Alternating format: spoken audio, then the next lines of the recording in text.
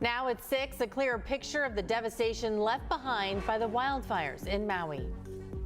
I was still holding the bike and I saw this fist coming right at my face. An attack in broad daylight in a local neighborhood. Mental illness is real, and people have to work really hard to be well. People with bipolar aren't monsters. How 2 former mental health patients in San Diego are trying to inspire others. Temperatures are warming up across San Diego County throughout the weekend and into early next week. We're also going to say goodbye to the humidity and the wet weather that we've seen. We'll jump into your 8-day forecast coming up here on CBS 8 at 6 a.m.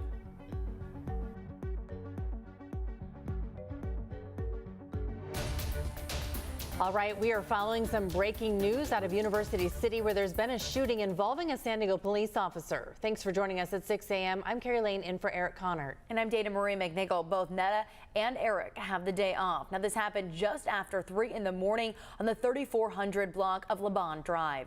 CBS 8's Chris Grohe is live at the scene right now. Chris, what do we know? Yeah, so what we're hearing right now is that apparently 2 individuals may have been breaking into cars at an apartment complex near where we are right now. When officers responded to the 911 call, they tried to take those 2 into custody. And at some point during either a chase or the initial confrontation, one of those suspects pulled out a weapon and fired at officers. Now, officers returned fire, hitting one of them, and the other one did get away. So that person is still on the loose at this moment. But again, police say that no officers were hurt and that the suspect that was shot was taken to the hospital. They're currently in an unknown condition, so we're still waiting to find out what their condition is. We know that San Diego County Sheriff's Department is now investigating the shooting, which is an agreed protocol between the 2 departments. But as for that second suspect, we're told that they are considered armed and dangerous. We are still looking for a second suspect who's described as a Hispanic male in his 20s, wearing a blue mask, black hoodie, gray pants, about 6 foot tall with a medium build. And so this area still teeming with cops at the moment, and detectives, investigators. Again, you have 2 separate investigations that are taking place right now. One is a search for that suspect. The other one taken over by the San Diego County Sheriff's Department into the shooting there of that one individual by the San Diego police officer. So, of course, we're going to continue to stay on the story as it develops. But for now, we're going to send things back to you, Carrie and Dana Marie.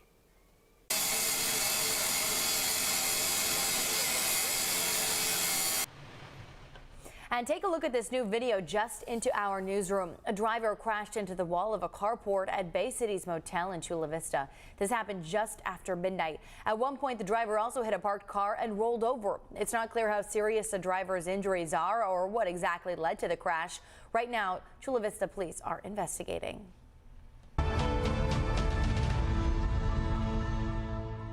Mother half of them's family they lost everything. Everybody lost everything. We don't know how we feel. I don't know how you guys supposed to feel. This morning, Maui officials confirm at least 55 people have died in the tragic wildfires that engulfed the island this week. That number is expected to grow, while an unknown number of people are still missing. The state's governor is calling it the largest natural disaster in the state's history. Jessica Cartalia has more from Hawaii.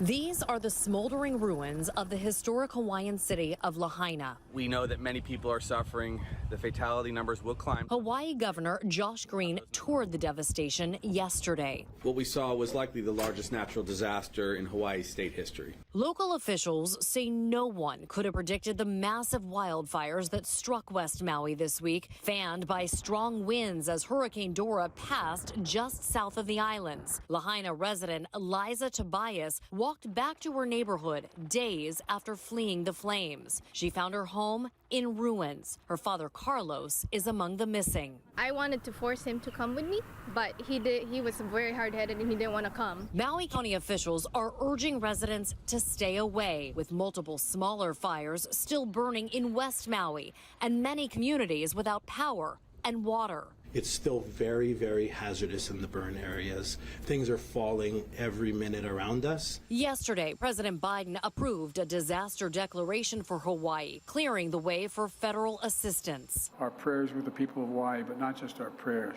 every asset we have will be available to them. Shelters have been set up to accommodate the thousands who are now displaced. The governor says it will take several years and billions of dollars to rebuild. Jessica Cartalia, CBS News, Maui. So this morning we are hearing from a San Diego man who just got back from Maui. Charlie Rosecrans tells us he grew up in Hawaii and was there visiting his family. Rosecrans says he experienced some delays but feels lucky to have made it back to San Diego safely.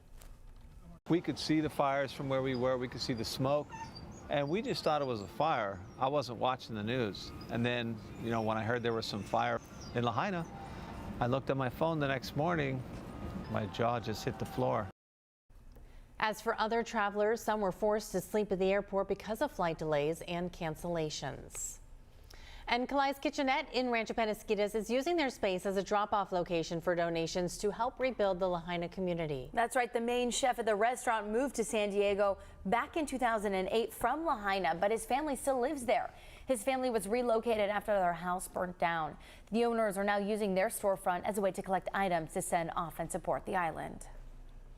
I hope that they know that we're here to help, and we will keep on cheering them on and on throughout the months, the years, because it will take years.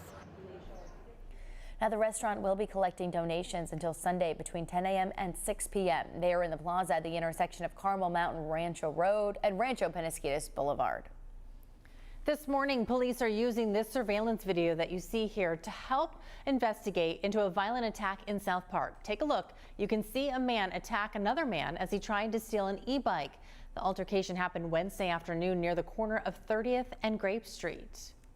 I was still holding the bike and I saw this fist coming right at my face, and I knew that's just not where you want to be. And thankfully I was able to move in time because he hit my head, but he didn't connect. I would have been knocked out on the pavement.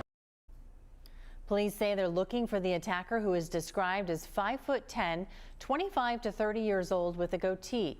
Anyone with information is asked to contact the police or Crime Stoppers to remain anonymous.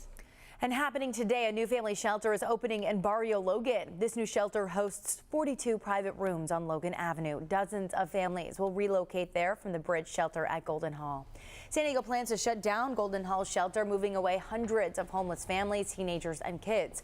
Golden Hall's temporary permit is expiring soon, and the mayor's office says the old building can't keep supporting the shelter. The city will not operate the new family shelter in Barrio Logan.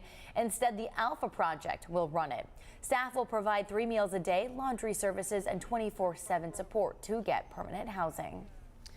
All right, meteorologist Evan Irani standing by. It was a little bit of a damp start to my day coming into work this morning. You got a little bit of that mist out there. Yeah, had to turn on the windshield wipers. That's going to be the case for the next couple hours, not to mention cloud cover stays pretty dense out there. Good morning, happy Friday. Live look outside is how we'll start it off. Sunrise was a few minutes ago, but you're probably not seeing much of it considering that the majority of our county from the coastline to your inland valleys and then across the mountains encountering some clouds. And in some cases, that's more than just some clouds. It's overcast skies, right? That dense marine layer that's joining us. We're going to watch these clouds clear from east to west. The farther west you are, the longer you're going to have to wait for that sunshine. Keep in mind, we at least are mostly dry, but as Carrie mentioned, there are a few spots that you might run into some mist, some light drizzle, need the windshield wipers. Up toward Northern California, showers are breaking apart just east of Phoenix. We have another area of monsoonal moisture that is starting to break apart, but still leading to some decent activity out there. So we at least are mostly dry, not registering much on our satellite radar imagery.